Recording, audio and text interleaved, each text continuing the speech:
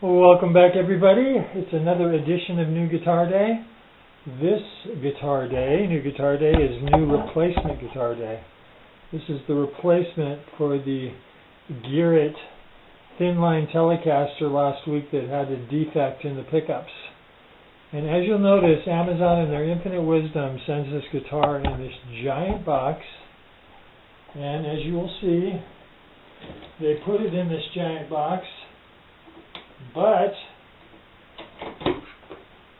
they had absolutely no packing, so the smaller box just flops around in the giant box, which is incredibly,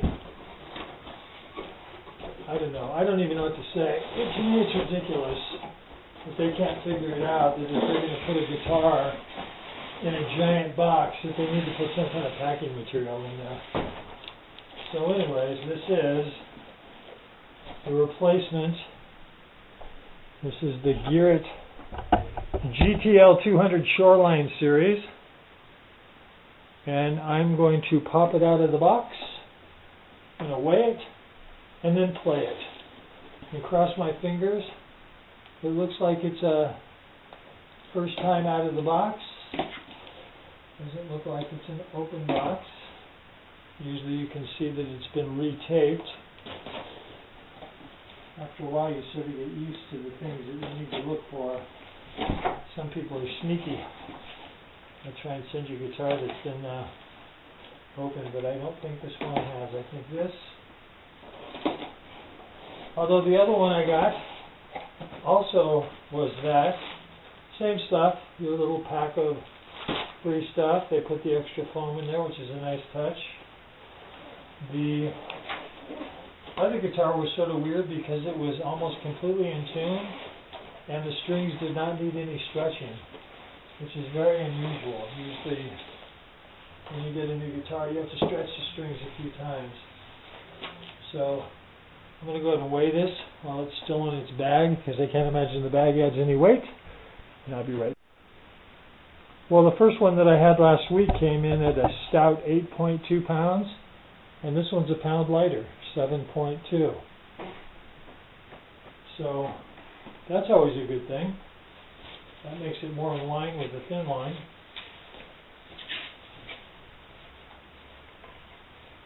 The other one was, as far as I could tell, other than its specific issue with the tone in the middle position, it was actually a nice guitar. It had a couple minor cosmetic flaws, which again, this one probably will have as well.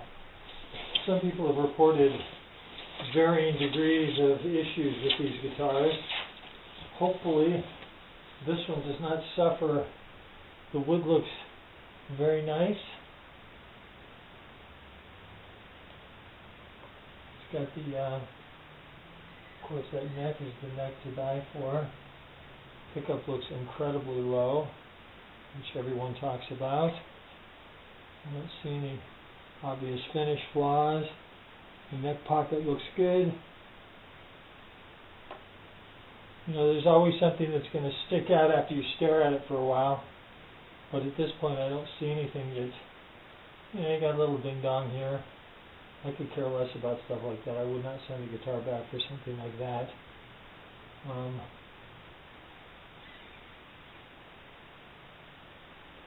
That stuff looks pretty dirty, like it's been grinding around somewhere.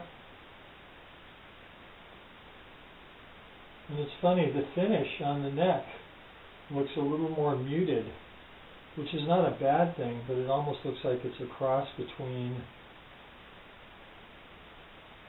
a satin and a gloss finish, which is sort of interesting. Well, I'm going to go plug it in, because that's where the rubber meets the road. The action looks reasonable. The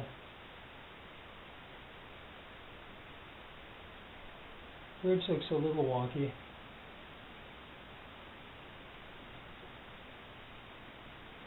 But we'll see what it's like under tune. Let's see if we can get this P90 to come up a little bit, because it looks like it's going to be problematic. This guitar looks like it was touched, but I don't know. I don't want to be overly picky. If the pickups sound good in the middle position, I think we have a winner. And we'll dink around with the pickup later on. So, okay, we are back. Again, it is March the 11th, 2024. It's a Monday afternoon.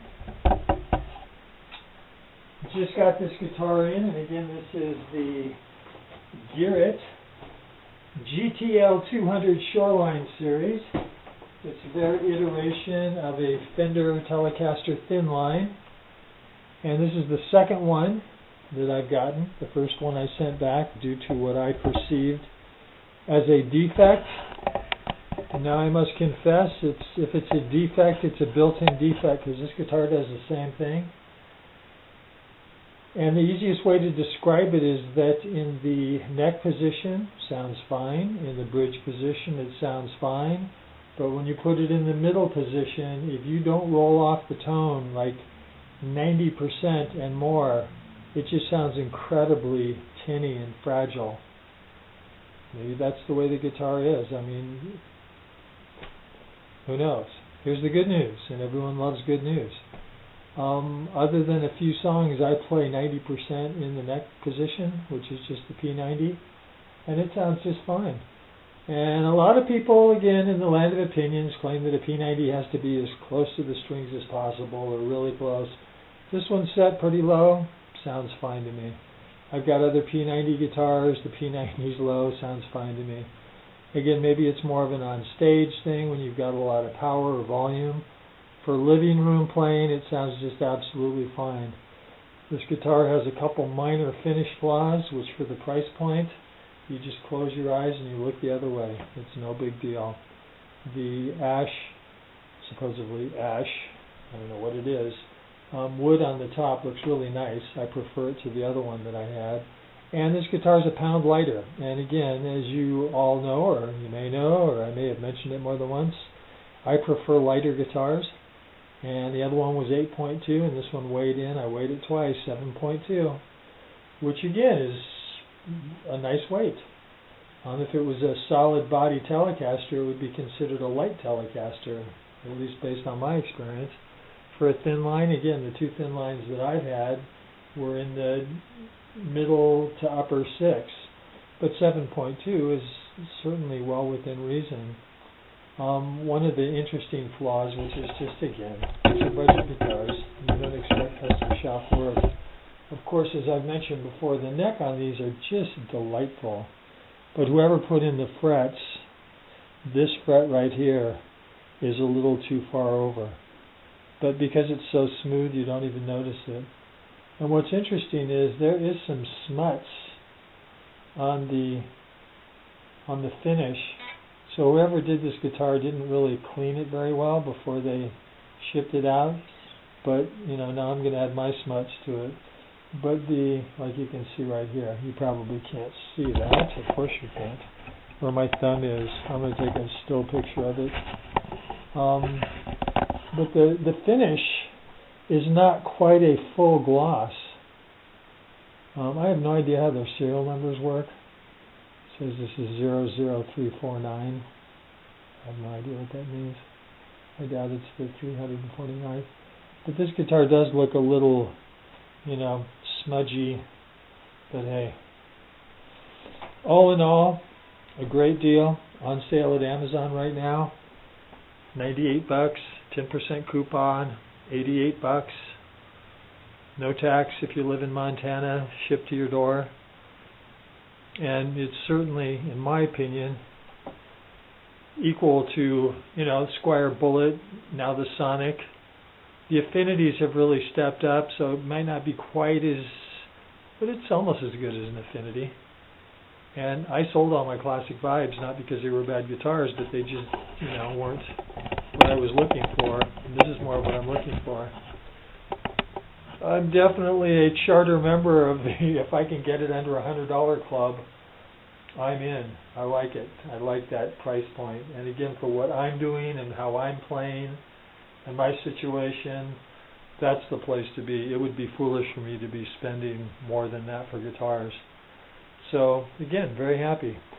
Again, a couple finish flaws. There is a finish flaw that you can only see from a certain angle. It's sort of a weird flaw up here. No big deal. Anyways, it's a nice guitar. I'm going to write GearIT and just see what their position is, what they think. 90% of their business is not guitars. And again, they're Les Paul with P90s. I just loved out of the box. And again, some people are having issues with these guitars, but I must say that the bridge does not rattle. I get a little bit of popping out of it, but I've gotten that out of more expensive Telecasters, and it seems to be the more plastic you have for your pick guard. And it's been windy here, and it's very dry, and it's more of a static electricity kind of situation. Certainly nothing out of the ordinary, nothing unusual, nothing unheard of. You get some dryer sheets, rub the guitar down. So, yeah, I'm really pleased. I'm really pleased. So I don't think, unless something in the next day or two pops out and screams at me as being outrageously odd, this guitar is a keeper.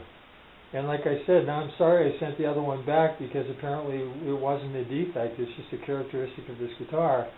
But secretly, between you and me, losing a pound was a blessing. That's a nice, pleasant surprise. I would have cried if I would have got a 9-pound one and gained a pound. But to lose a pound, this guitar is just really a nice, comfortable weight. Yeah, so there you go. So that wraps up. And for the most part, of course you hear this all the time, unless something else just jumps out, I do have an IYV guitar that's been on order now for almost 3 months. I don't know if or when I'll ever get that. But unless something jumps out at me, or I continue to sell more guitars, which always prompts me to buy more guitars, we'll wrap this up again. This is the GearIT GTL 200 Shoreline Series.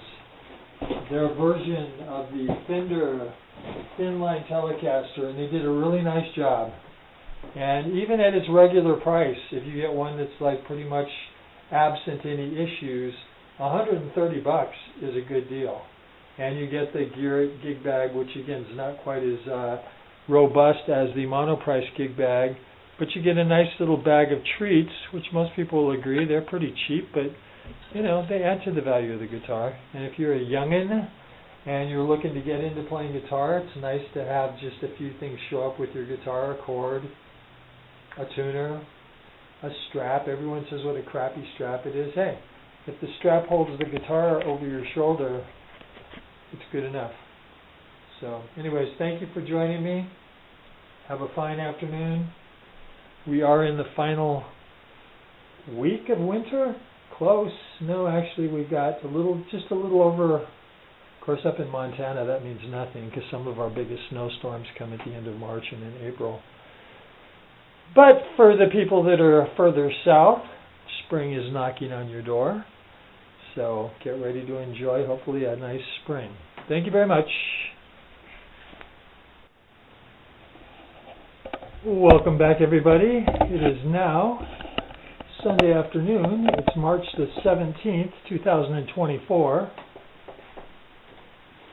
And that would make this St. Patrick's Day, beautiful St. Patrick's Day.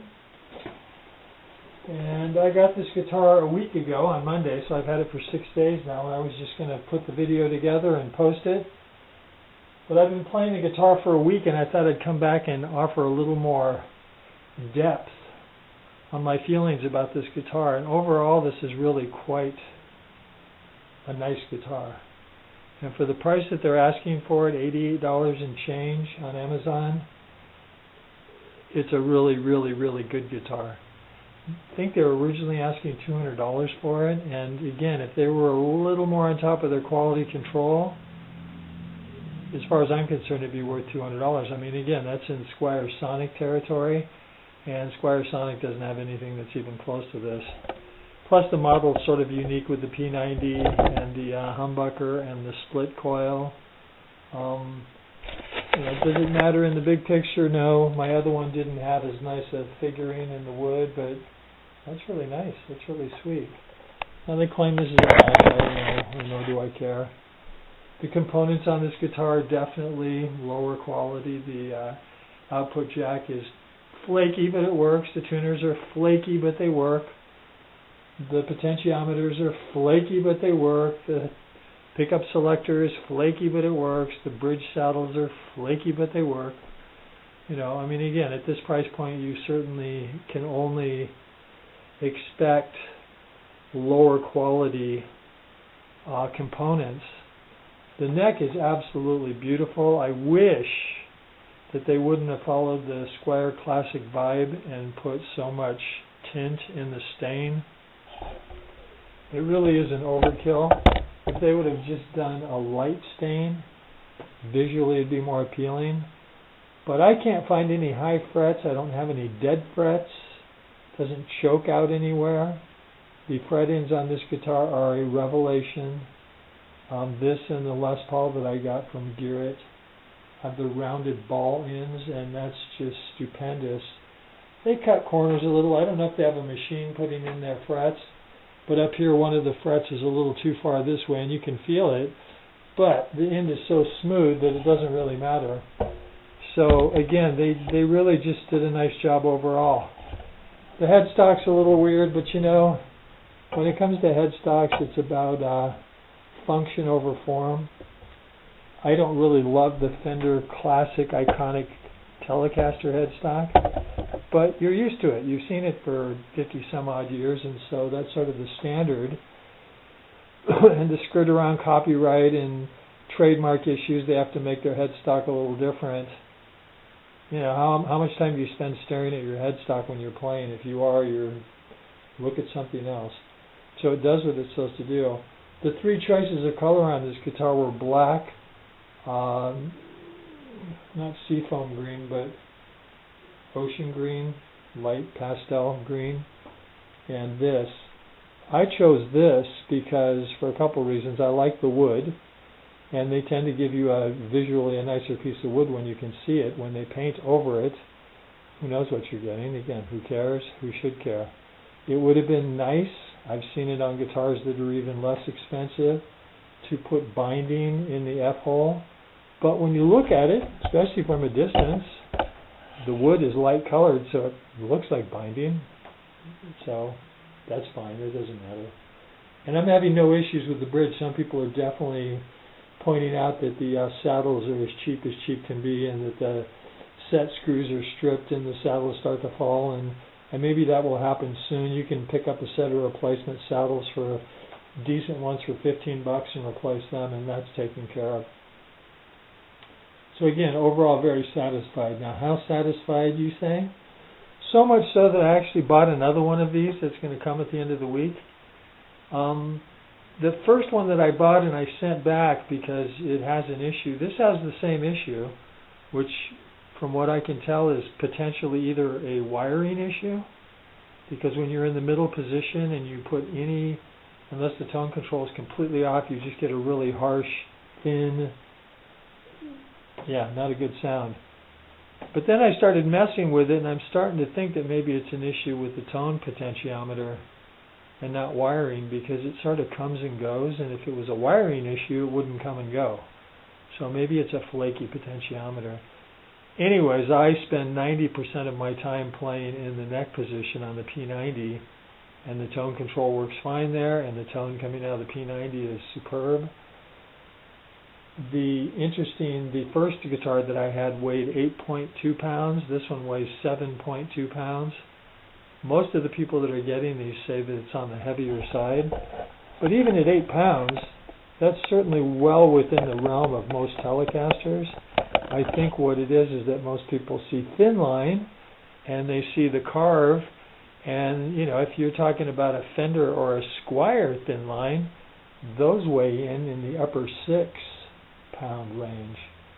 So yeah, you get up to 8 pounds and you start thinking, ooh, I've got me a heavy one. But yeah, you know, if it's in the low 8, I mean, the other one I had was not overly uncomfortable, but this was a nice surprise to get a pound shaved off. And wood being what wood is, different woods, different suppliers, different growth patterns. You get wood that's denser and whatnot. Anyway, so I wanted to come back and just add some because my feeling is that GearIT is just dipping their toes in the guitar market, and I don't think they're here to stay. And I think once they sell these out, I know with the Les Paul, it was really mysterious. I mean, not only did they sell them out, but it completely disappeared from Amazon.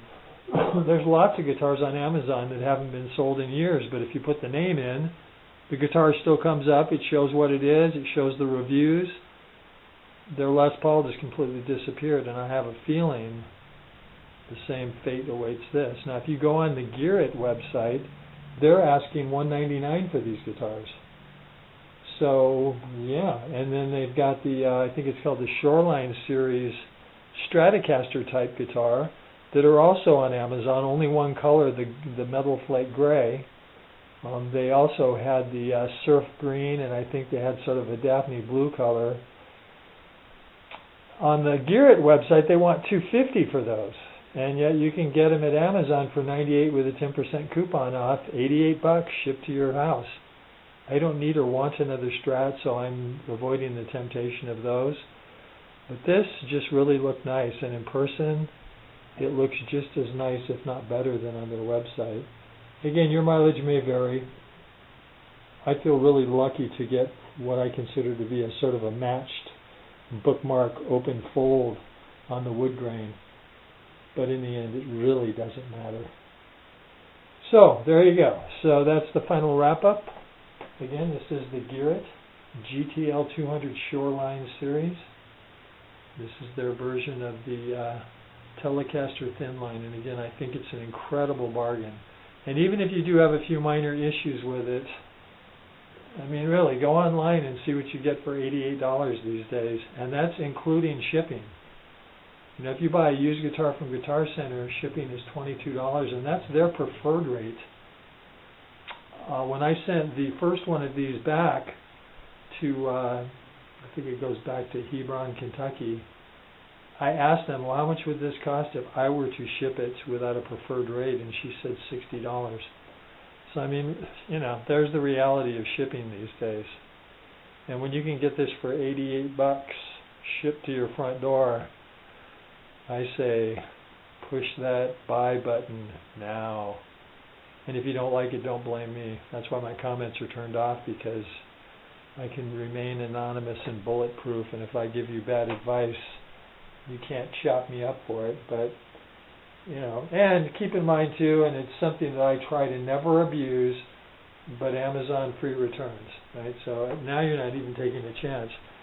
A lot of times when you buy from people, you know, if you don't like it, or even if there's something wrong with it, you have to fork out the money for shipping. And at least for the time being, Amazon is still being good about it, which is why I would encourage people not to take advantage of it, to use it only when it's necessary or prudent, or you just really feel like it wasn't as you expected it to be described. If you personally don't like something, I don't think it's fair to just send stuff back, because I think that puts pressure on the system, and then soon they're going to end up eliminating that feature, and it's a great feature to have when you need it. So anyways, everyone have a good day. Happy St. Patrick's Day. Got a couple more guitars coming again. Number 3 of this one should be here on Thursday. And I'm really going down now. I'm getting a Glary short scale bass, $60, shipped to my door. The reviews are all over the place. Some people get decent ones, some people get horrible ones. I made sure on eBay to choose a seller who will pay for the return shipping. Again, I won't return it if I don't like it. But if it's a piece of crap, if it's just got tons of issues, if the neck pocket sucks, if the fret ends suck, if the tuners suck, if the whole guitar sucks, I'm going to box it up and send it back. Too bad, so sad. The description doesn't say this is a kit guitar. This is a guitar for people who like to work on guitars. This is a guitar that flip a coin, it may be good, it may be bad. It says it's a good guitar. So if they're going to stick their neck out, just like the beef that I was having with Monoprice. When Monoprice puts in their ad, our skilled luthier works on each and every one of these guitars, guaranteeing that when you get it, you'll have smooth fret ends. And I'm sorry, that's just not the truth. They're not telling you the truth. So I spanked them and got a little bit of a refund. It was a bit of an ordeal, but it was worth it. Anyways, enough of me. Back to your regular scheduled programming. Thank you very much. Bye-bye.